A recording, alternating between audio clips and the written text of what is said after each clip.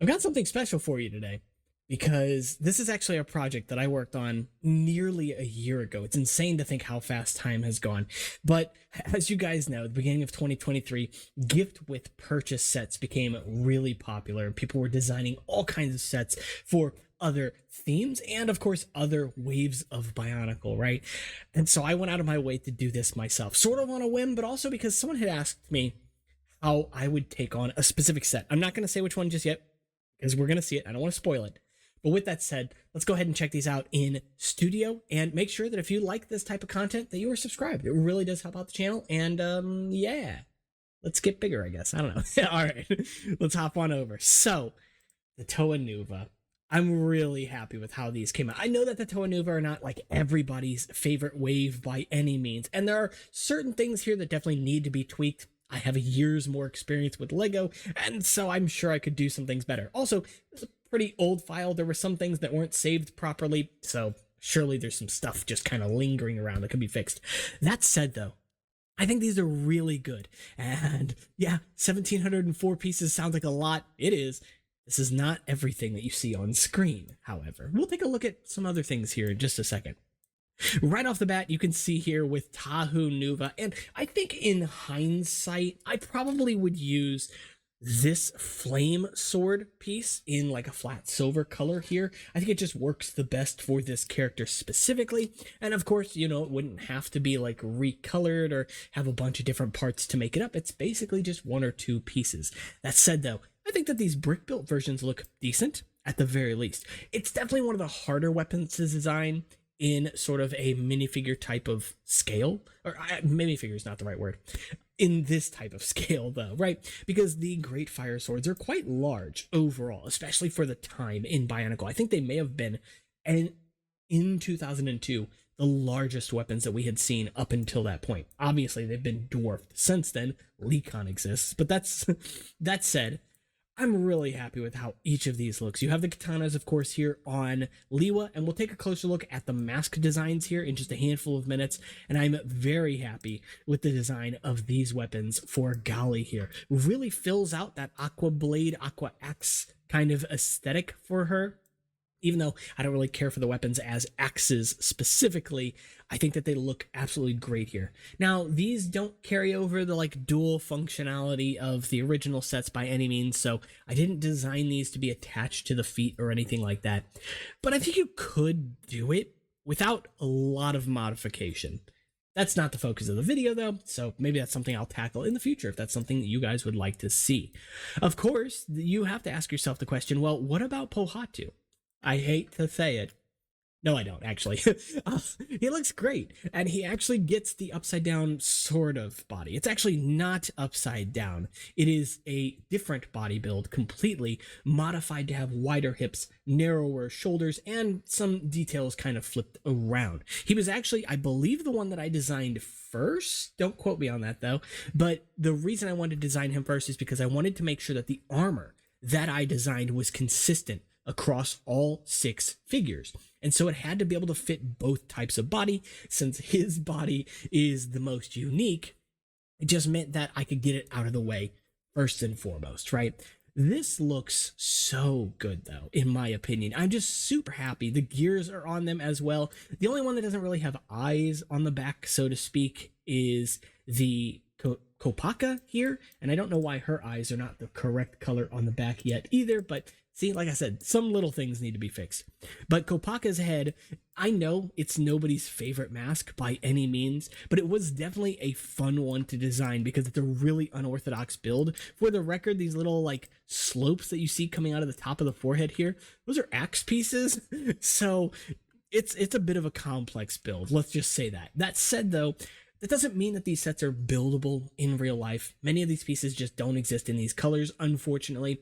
Hopefully, there's some point in the future where more of these pieces exist in more colors. It would be very nice.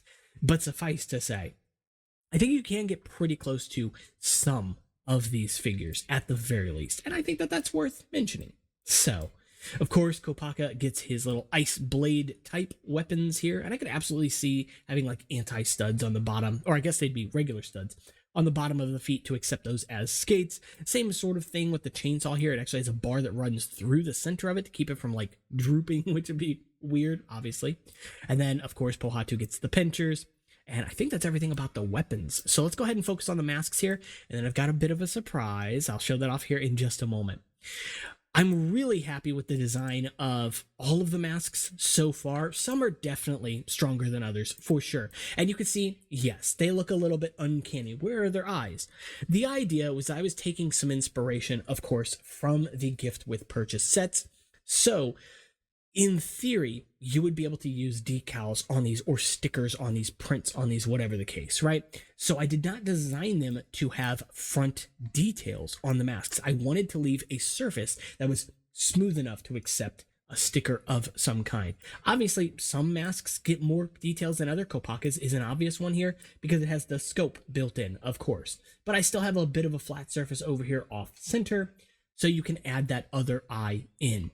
It's definitely a compromise, for sure, and I could see it not being everyone's taste, but at the very least, I think that the skill level here is pretty decent and shows itself well enough to be something different, something unique, and I'm really happy about that. It's really all I can say about it, you know? I love them. I think they look absolutely great. They're not perfect by any means. You know, Galley's mask is definitely too tall here, but they have enough personality and they definitely sort of hit all of the details from the original masks, in my opinion, especially at this scale. They're so small. So with that said, though, let's go ahead and hop on over to the surprise, because when you hear the Toa Nuva, what else do you want to see? There's not 6 Toa Nuva, there's 7. And who does he battle? Well, here are the other 2. That said, I will say right off the bat, admittedly, I'm not super happy with the Evoki yet. This was over a year ago, like I said, or nearly a year ago. And so there are definitely things that could be changed here. But the set that actually started this all was Makuta here, of all things. Someone had asked, essentially, how I would approach having the shoulders on an angle. On the original set, they're about 45 degrees offset. And so I decided I'm just going to get in there and design it myself, you know, and try. This is what I came up with. And I'm so happy with what I was able to create, given the restrictions, of course. And this is all parts that exist, not in these colors necessarily. Hopefully there's a day in the future where we get several of these pearl dark gray pieces, these gunmetal pieces.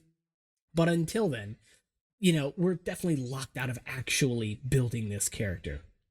That said, though, I think aesthetically it looks really good. Now, this is using old dark gray for obvious reasons, of course. The original Makuta set did that as well. And let me just, before I get into anything, I really want to emphasize how much I love his original color scheme, because it's way more nuanced than I think people give it credit for. Because yes, he does a very good job of pulling off an evil aesthetic, but without using colors that are solely evil colors. Yes, there's black, yes, there's gunmetal, which in Bionicle traditionally are used for bad guys, not always though. But to have seen it on this character first, it was such a special treat. I know Flat Gold gets a lot of love as well from 2003, 2004. But yeah, to have seen the gunmetal utilized so heavily here, and then honestly kind of disappear from Bionicle until about 2006 is pretty crazy. Let's go ahead and take a look around the back sides of these guys as well. Now again, Takanuva, very, very bright character here, so it is a little bit harder to see his details, especially against this angle here because of lighting. And I also wanted to mention that these pieces were actually made by me before they were available in the what was it, Speed Champions, I think, introduced this piece first. So these were just made, I believe, in Part Designer, and then eventually they came out from Lego as well. So thankfully, we do have these pieces. Again, not an old dark gray, of course, it's a retired color, but I do believe they exist in dark bluish gray, and that's always nice. So outside of that, that's really just about everything from these figures. There's a lot that I want to do, and I think that the Gift with Purchase style definitely has a lot of charm to it. At the end of the day, it's just such a fun and different and unique challenge to try to take on, especially if you're not really a system builder. I'm familiar enough with system and with system pieces, but like I don't have a huge system collection. And so I actually don't have nearly as much experience as people who primarily focus on it. If I can do something like this, I think a lot of people could. And it's just so much fun to see. So definitely a lot of charm with them. But that said, if you guys did enjoy the video, as I mentioned, please leave a like and subscribe. Those things really help out with the algorithm. You probably already know that. You hear everybody say it, but it is true. And it really helps the channel grow, helps more people see it. So hopefully more people get to experience builds like this. And of course, if you want to check out this build specifically, I will go ahead and leave the file for it on my Discord, which is free. You can just join it. It's right there in the description. So check out Discord, Instagram, and of course, if you do want to support what it is that I do here on the channel and hopefully make things a little better over time, you can check out Patreon in the description as well. And I will see you all in the next one. Take care.